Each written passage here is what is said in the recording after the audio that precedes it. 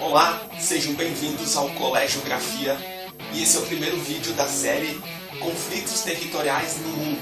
Abordar este tema exige que falemos de algumas das páginas mais tristes da humanidade, que são as guerras. Sabemos que esta é uma tarefa complexa, demandando um tempo maior do que nosso espaço aqui.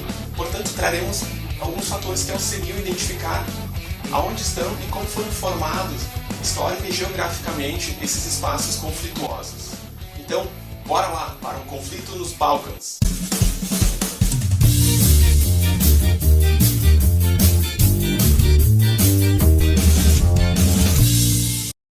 Balcãs é uma região no sudeste da Europa.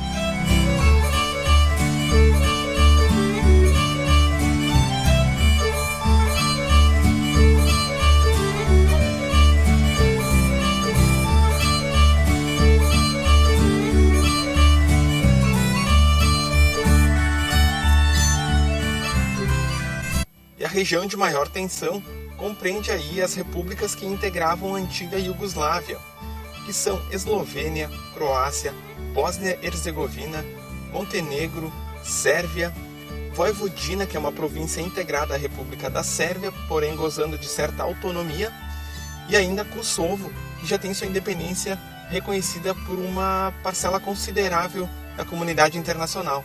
A região da Península Balcânica, do ponto de vista geopolítico, possui uma certa semelhança com o Oriente Médio, com a região do Oriente Médio.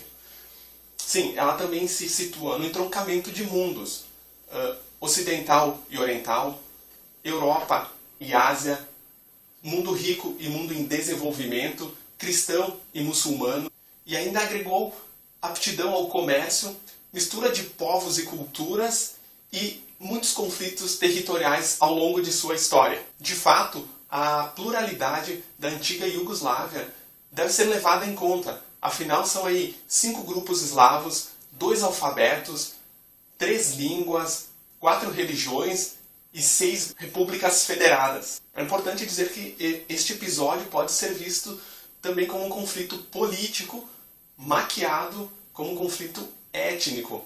Afinal, havia claros interesses aí políticos e territoriais. Para entender a questão, é preciso voltar no tempo e mergulhar na história. Os Balcãs eram o caminho por onde trafegavam exércitos guerreiros em suas campanhas de conquistas, desde a Idade Antiga, como aí os gregos, romanos, macedônios, mongóis, austríacos, alemães nazistas. Os balcânicos, então, se formaram dessa miscelânea de povos, que ora se fixavam na região, ora a abandonavam, e de repente outro fluxo migratório retornava a se estabelecer ali, se tornando quase que uma terra sem dono, uma terra de ninguém.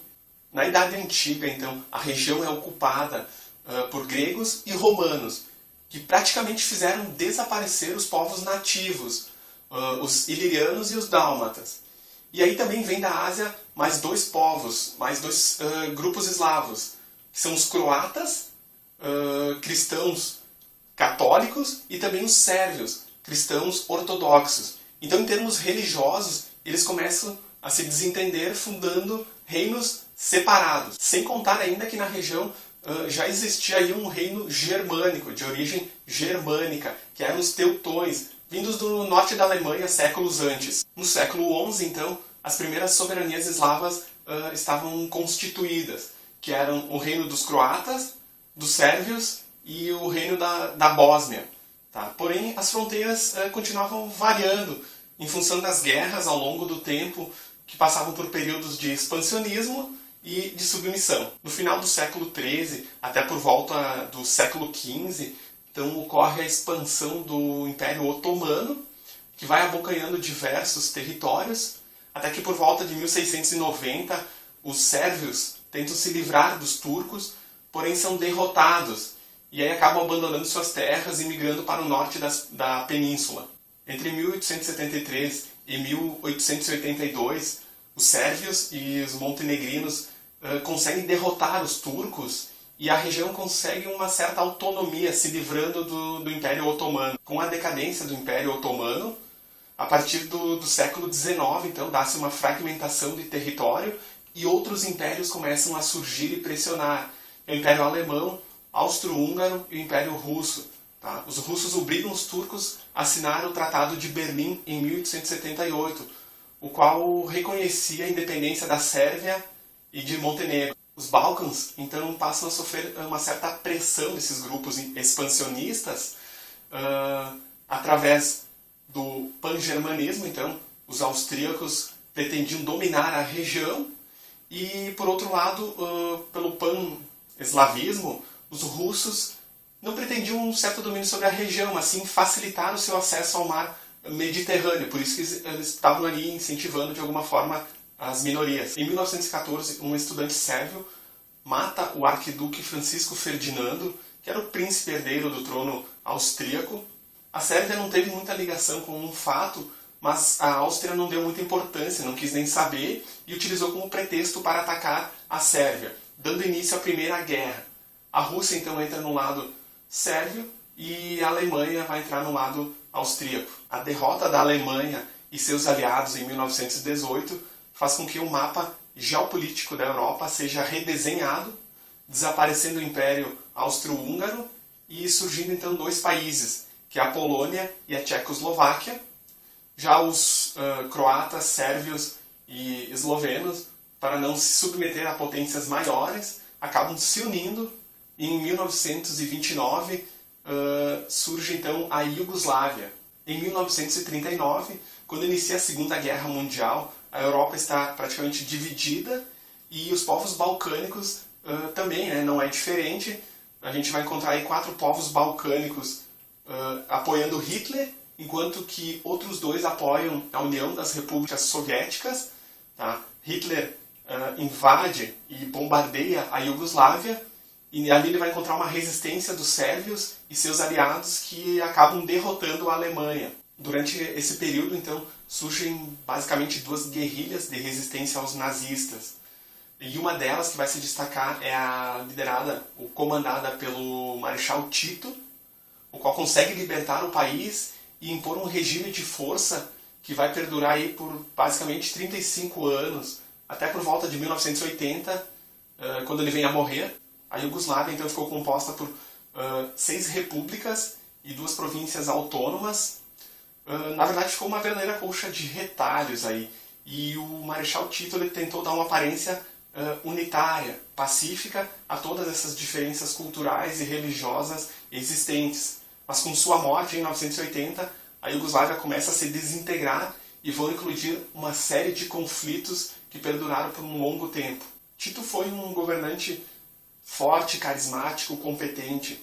E essas qualidades lhe permitiram manter uma unidade de nacionalidade nos Balcãs. Porém, a partir de 1990, com o colapso da União das Repúblicas Socialistas Soviéticas, começa aí a eclodir uma série de conflitos, todo aquele ódio guardado vem à tona e aí se inicia uma onda separatista na região. Então, alguns fatores foram decisivos e contribuíram fortemente para a desagregação da Iugoslávia e também para as sucessivas explosões de violência, como a morte do Marechal Tito, a forte crise que se abateu sobre a Iugoslávia, o colapso do socialismo real entre o período de 85 a 91 e a ascensão de algumas lideranças, dentre elas Milosevic. Os primeiros movimentos separatistas ocorreram lá por volta de 1991, resultando na independência então da Eslovênia, Croácia e Macedônia. A consolidação dessa independência serviu de estímulo para os moradores da região da Bósnia e Herzegovina. Porém, a independência dessa região foi muito mais difícil de ser conquistada. A Guerra da Bósnia, que ocorreu entre 1991 e 1995, foi tida como uma das mais violentas guerras de separatismo que ocorreram na ex-Iugoslávia. Operações de limpeza étnicas promovidas por milícias ligadas a Milosevic, campos de concentração e extermínio, sem falar em outros crimes horrendos que foram cometidos principalmente contra bósnios muçulmanos. E sendo necessária até a intervenção das tropas de paz da ONU. Entre 1998 e 1999, o movimento separatista do Kosovo começa a ascender, começa a dar a ideia de que mais uma violenta guerra étnica está por acontecer. Há uma intervenção da ONU, principalmente dos Estados Unidos, resultando na retirada das tropas de Milosevic, e no ano seguinte, então, ele acaba deixando o poder. Os anos 2000 trouxeram algumas mudanças na configuração territorial da antiga Iugoslávia. Por volta de 2003, esse nome, antiga Iugoslávia, ele é substituído por Sérvia e Montenegro. Em 2006, por meio de um plebiscito muito criticado pelos sérvios, Montenegro acaba se separando da Sérvia e buscando sua independência, se tornando República de Montenegro. Em 2008, Kosovo, mais uma vez, sob protestos sérvios, declara sua independência.